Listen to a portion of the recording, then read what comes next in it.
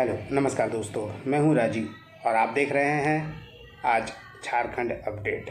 और आज झारखंड अपडेट के 15 अगस्त 2024 के इस सेशन में झारखंड के समसामयिकी को हम लोग देखने वाले हैं, यानी झारखंड करंट अफेयर्स के कुछ इम्पॉर्टेंट प्रश्नों को इस सेशन में देखेंगे। पूरे डिस्क्रिप्शन के साथ पॉइंट टू पॉइंट बात करेंगे और सेशन में कुछ प्रश्नों को हम लोग रिवाइज भी करेंगे वन लाइनर्स के फॉर्म में। इसके अलावा सेशन के अंत में आपके लिए एक अभ्यास प्रश्न भी होगा जिसका जवाब आप कमेंट में कर सकते हैं। दोस्तों, इसका पीडीएफ आपको अवेलेबल करा दूंगा बहुत जल्द टेलीग्राम चैनल पे। आप इसे ज्वाइन कर सकते हैं जहां आपको पीडीएफ इसका अवेलेबल हो जाएगा। तो आइए शुरुआत कर लेते हैं आज के इस झारखंड करंट अफेयर्स के सेशन को, और शुरुआत पिछले वीडियो के अभ्यास प्रश्न से। और यह अभ्यास प्रश्न था, झारखंड में सबसे कम वोट से जीतने वाले लोकसभा प्रत्याशी कौन हैं? Option A Annapurna Devi, option B Vinod Kumar Singh, option C Nalin Soren अथवा ऑप्शन डी सीता सोरेन। दोस्तों, जो 18वीं लोकसभा हुई थी 2024 में, इसमें सबसे कम वोट से जीतने वाले नलिन सोरेन हैं दुमका से, और ये झारखंड में सबसे कम वोटों से जीत सके हैं लोकसभा में 2024 में। आइए इस बारे में भी हम लोग थोड़ा और डिटेल में जान लेते हैं। दोस्तों, आपको बता दें कि नलिन सोरेन सबसे कम वोट से जीतने वाले, तो अन्नपूर्णा देवी बीजेपी की सबसे ज़्यादा वोटों से जीतने वाली झारखंड में लोकसभा प्रत्याशी है। बता दें, कोडरमा लोकसभा सीट से अन्नपूर्णा देवी विजयी रही है और सबसे अधिक 3.77 लाख से अधिक मतों से उन्होंने जीत दर्ज की है। अन्नपूर्णा देवी को 7,91,657 वोट पड़े थे, जबकि CPI-ML के विनोद कुमार सिंह को 4,14,643 वोट पड़े थे। वहीं सबसे कम वोट से जीतने वाले नलिन सोरेन हैं, जो दुमका लोकसभा सीट से विजयी रहे हैं और इन्होंने सीता सोरेन को हराया है। सीता सोरेन को 22,527 मतों से नलिन सोरेन ने हराया है। वहीं JMM प्रत्याशी नलिन सोरेन को कुल 5,47,370 वोट मिले थे। वहीं सीता सोरेन को 5,24,843 वोट। इसके अलावा कुछ इंटरेस्टिंग बात दोस्तों आपको बता दें कि बीजेपी को 2009 के मुकाबले इस बार 3 सीटों का नुकसान हुआ है, यानी लोकसभा सीटों में बीजेपी या एनडीए को कहें तो पिछले वर्ष 11 सीटें हासिल हुई थी और इस बार 8 सीटें हासिल हुई है। और राज्यसभा में सबसे अधिक मत से जीतने वाले और सबसे कम मत से हारने वाली दोनों ही बीजेपी के उम्मीदवार हैं। आपको बता दें कि राज्य में सबसे अधिक मत से जीतने वाली उम्मीदवार अन्नपूर्णा देवी है, जो भाजपा की है, और सबसे कम वोट से हारने वाली भी भाजपा प्रत्याशी दुमका से है, और ये है सीता सोरेन।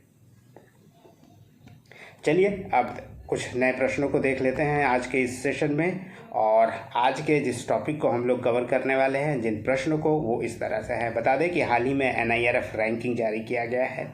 इसमें झारखंड के किस किस इंस्टीट्यूट को कौन कौन सा रैंक दिया गया है, उसे इस सेशन में हम लोग देखेंगे। इसके अलावा हाल ही में झारखंड सरकार के द्वारा मुफ्त बालू और बिजली योजना शुरू की गई है। इसमें कितना मुफ्त बालू और बिजली दिया जाएगा इस योजना के तहत, उसे हम लोग थोड़ा डिटेल में जानेंगे। वहीं 63वीं Subroto cup international under 17 girls football championship का आयोजन किया गया, जो स्कूल लेवल का आयोजन होता है अंतर्राष्ट्रीय लेवल पे। उसमें कौन सी टीम विजेता रही है, कौन सी उप विजेता रही है, और इस सुब्रतो कप इंटरनेशनल जो टूर्नामेंट है इसके बारे में भी थोड़ा मैं आपको बताऊंगा। इसके अलावा झारखंड के किस जिले में एक लुप्तप्राय यानी एंडेंजर्ड सफ़ेद पीठ वाला गिद्ध घायल अवस्था में मिला है, जिसके पैर में एक मेटल रिंग था और जिसके ऊपर लिखा हुआ था ढाका? ये क्यों हाल में चर्चा में रहा है, इसके बारे में भी इस सेशन में देखेंगे। इसके अलावा झारखंड के किसानों को 5 एकड़ तक की फसल बीमा पहले कुछ ज़्यादा रेट में दी जाती थी, उसे अब कम कर दिया गया है। यह रेट क्या है और कितने रुपए किसानों को पे करना पड़ेगा 5 एकड़ ज़मीन के लिए, इसको भी हम लोग इस सेशन में देखेंगे। तो आइए शुरुआत करते हैं आज के पहले प्रश्न से। और पहला प्रश्न है 2024 के लिए NIRF रैंकिंग में झारखंड के IIT ISM धनबाद को ओवरऑल कैटेगरी में किस स्थान पर रखा गया है? 25वां, 24वां, 35वां अथवा 42वां? दोस्तों, NIRF की जो रैंकिंग जारी की गई है इसमें IIT ISM को 35वां स्थान दिया गया है और IIT ISM को जो कि धनबाद में स्थित है, ये ओवरऑल रैंकिंग में 35वां स्थान दिया गया है। इसके बारे में थोड़ा और देखते हैं। 2024 के लिए NIRF रैंकिंग की पूरी सूची जारी की गई है और यह जारी की गई है केंद्रीय शिक्षा मंत्रालय के द्वारा 12 अगस्त 2024 को। और ओवरऑल रैंकिंग में IIT ISM धनबाद को 35वां स्थान दिया गया है। वहीं पिछले वर्ष 42वें स्थान पर IIT ISM था इसी NIRF रैंकिंग में। वहीं IIT ISM को इंजीनियरिंग कैटेगरी में 2 पायदान यानी 2 स्टेप्स का सुधार करते हुए इस इंस्टीट्यूट ने टॉप 100 में 15वें रैंक पर स्थान बनाई है।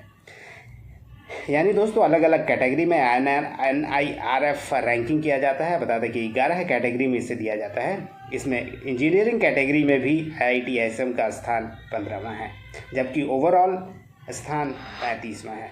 वहीं मैनेजमेंट कैटेगरी की बात करें तो झारखंड के 2 संस्थानों को इसमें शामिल किया गया है। एक जमशेदपुर का XLRI है जिसे 9वां स्थान दिया गया है और पिछले रैंकिंग में भी XLRI को 9वें स्थान ही दिया गया था।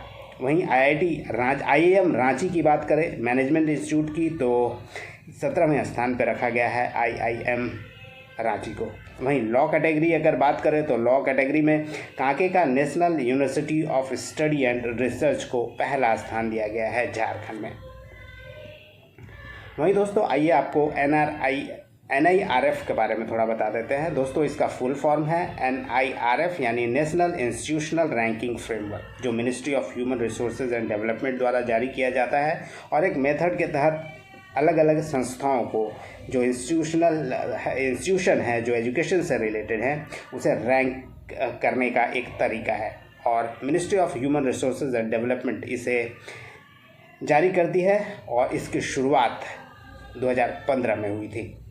और NIRF की 11 कैटेगरी है जिसमें अलग अलग कैटेगरी में इस एजुकेशनल इंस्टीट्यूट को रैंक प्रदान किया जाता है, जिसमें university, engineering, management, pharmacy, college, medicine, law, architecture, medical, research institute और ओवरऑल कैटेगरी है। और इसी ओवरऑल कैटेगरी में झारखंड के IIT ISM को 35वां स्थान दिया गया है। नेक्स्ट प्रश्न है दोस्तों, झारखंड मुफ्त बालू और बिजली योजना के तहत क्रमशः कितना बालू और बिजली मुफ्त दिया जा रहा है? ऑप्शन ए है 1000 CFT और 200 यूनिट, ऑप्शन बी 2000 CFT और 200 यूनिट, ऑप्शन सी 2500 CFT और 250 यूनिट, ऑप्शन डी 2000 CFT और 250 यूनिट। दोस्तों, जो मुफ्त बालू की बात की गई है उसके तहत 2000 CFT बालू मुफ्त दिया जाएगा लाभार्थी को और बिजली की बात करें तो 200 यूनिट तक बिजली मुफ्त दिया जाएगा जो बिजली विभाग है JBVNL उसके द्वारा। तो आइए इसके बारे में भी थोड़ा देख लेते हैं। यानी दोस्तों, इसका सही उत्तर ऑप्शन बी है।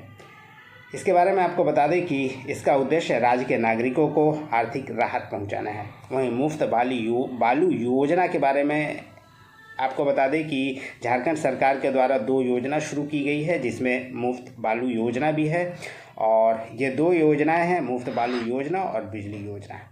मुफ्त बालू योजना की बात करें तो झारखंड सरकार ने व्यक्तिगत उपयोग के लिए मुफ्त बालू उपलब्ध कराने के लिए इस योजना की शुरुआत की है और यह योजना विशेष रूप से जो गैर आयकर दाता है, जो इनकम टैक्स पेई नहीं है, उनके लिए है और इसमें जो क्वांटिटी अवेलेबल कराई जाएगी लाभार्थी को वो 2000 CFT है। वहीं इसके लिए आपको JSMDC यानी Jharkhand state mineral development corporation के साइट पर जाकर रजिस्ट्रेशन कराना होगा और बुक करना होगा आपको, ताकि आपको वो अवेलेबल हो सके। जहां से आप बुक करेंगे, जिस भी नदी के किनारे या फिर गोडाउन से, वहाँ से आपको ये अवेलेबल होगा। लेकिन आपके लिए व्हीकल अपना लेकर जाना होगा, यानी वाहन की उपलब्धता खुद करनी होगी।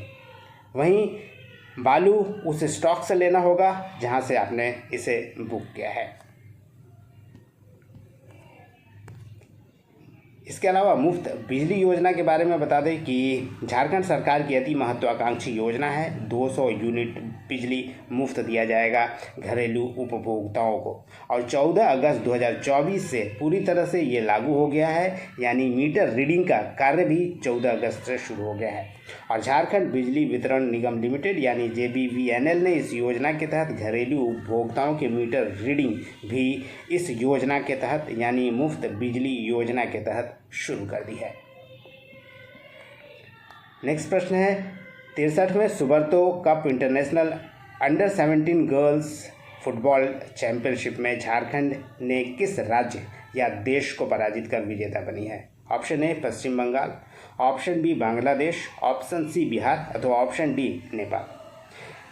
दोस्तों इसमें झारखंड विजेता रही है और बांग्लादेश को इसने हराया है झारखंड ने, यानी ऑप्शन बी इसका सही उत्तर है।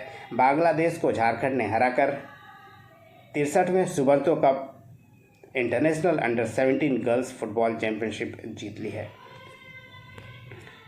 इसके बारे में आपको बता दें कि इसका आयोजन अंबेडकर स्टेडियम नई दिल्ली में किया गया था। फाइनल का आयोजन किया गया था यहाँ अंबेडकर स्टेडियम में 13 अगस्त 2024 को, और इसमें विनर रहा है झारखंड और लगातार तीसरी बार चैंपियन रहा है Subroto cup international football championship का, और झारखंड ने बांग्लादेश को हराया है। वहीं फाइनल में झारखंड का प्रतिनिधित्व करने वाली जो स्कूल थी वो मदर इंटरनेशनल स्कूल रांची थी, और इसने बांग्लादेश की क्रीड़ा शिक्षा प्रोत्साहन जो बांग्लादेश की एजुकेशन इंस्टीट्यूट है स्कूल है उसकी टीम को 4-1 से पराजित कर यह टूर्नामेंट जीत लिया है। वहीं इस टूर्नामेंट में best player of the tournament का अवार्ड झारखंड के ललिता बोनपाई को दिया गया है। इसके अलावा इस टूर्नामेंट के बारे में दोस्तों आपको बता दें कि यह एक प्रतिष्ठित अंतर्राष्ट्रीय टूर्नामेंट है और सबसे पुराना इंटर स्कूल फुटबॉल टूर्नामेंट है। इसका आयोजन प्रतिवर्ष नई दिल्ली में किया जाता है और इसकी शुरुआत 1960 में किया गया था, और प्रथम भारतीय वायुसेना जो प्रमुख थे chief air marshal Subroto Mukherjee उनके नाम पर इसे शुरू किया गया था 1960 में। और इसमें जो पार्टिसिपेंट होते हैं भारत के सभी राज्यों और विदेशी देशों के चैंपियन स्कूल की टीमें इस टूर्नामेंट में भाग लेती हैं, जिससे यह स्कूल स्तर की सबसे उल्लेखनीय फुटबॉल प्रतियोगिताओं में से एक माना जाता है अंतर्राष्ट्रीय लेवल पे। वहीं इसके उद्देश्य की बात करें तो देश में ज़मीनी स्तर पर खेल को बढ़ावा देना और खिलाड़ियों को प्रोत्साहित करना इस योजना के आयोजन का उद्देश्य है। वहीं यह टूर्नामेंट 2 कैटेगरी में आयोजित किया जाता है और 2 आयु समूह है, सब जूनियर अंडर 14 और जूनियर अंडर 17, और यही जूनियर अंडर 17 ईयर्स में Subroto cup international football tournament में झारखंड बांग्लादेश को हराकर विजेता बन गया है। अब देखते हैं नेक्स्ट प्रश्न को, और यह प्रश्न है झारखंड के किस जिले में एक लुप्तप्राय सफ़ेद पीठ वाला गिद्ध घायल अवस्था में पाया गया जिसके एक पैर में मेटल रिंग था जिस पर ढाका शब्द लिखा हुआ था? Option A Hazaribagh, option B Ramgarh, option C Giridih अथवा ऑप्शन डी धनबाद। इसका सही उत्तर है दोस्तों ऑप्शन ए, हजारीबाग में कोनार डैम के पास यह मिला है। इसके बारे में भी थोड़ा जान लेते हैं। आपको बता दें कि हजारीबाग के कोनार बांध पर एक लुप्तप्राय यानी एंडेंजर्ड सफ़ेद पीठ वाला वल्चर यानी गिद्ध घायल अवस्था में पाया गया है, और गिद्ध के एक पैर में मेटल रिंग बंधा हुआ था और जिसके ऊपर ढाका शब्द लिखा हुआ था। आपको बता दें ये जो वल्चर है ये एंडेंजर्ड है और इसका वैज्ञानिक नाम है जिप्स बेंगालेंसिस, और IUCN की जो अगर स्थिति की बात करें तो इस गिद्ध को क्रिटिकली इंडेंजर्ड माना जाता है, यानी दुनिया में बहुत ही कम मात्रा में ये बचा हुआ है और लुप्तप्राय प्रजातियों की अनुसूची 1 में IUCN द्वारा इसे शामिल किया गया है। वहीं एक बात और कि ढाका के पक्षी शोधकर्ता हैं जॉन मैलोट, और यह संदेह किया जा रहा है कि जॉन मैलोट के द्वारा ही इसे उड़ाया गया था अध्ययन के लिए यानी रिसर्च करने के लिए।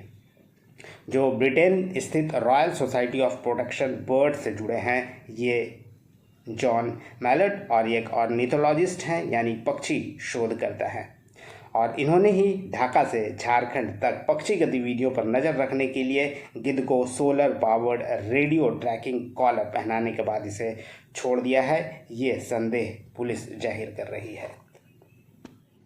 दोस्तों आइए आगे बढ़ते हैं और देखते हैं आज के नेक्स्ट प्रश्न को। और यह प्रश्न है, झारखंड के किसानों को 5 एकड़ तक की फसल का बीमा कितने रुपए में दिए जाने की घोषणा की गई है? 1 रुपये, 5 रुपये, 10 रुपये या 1200 रुपये?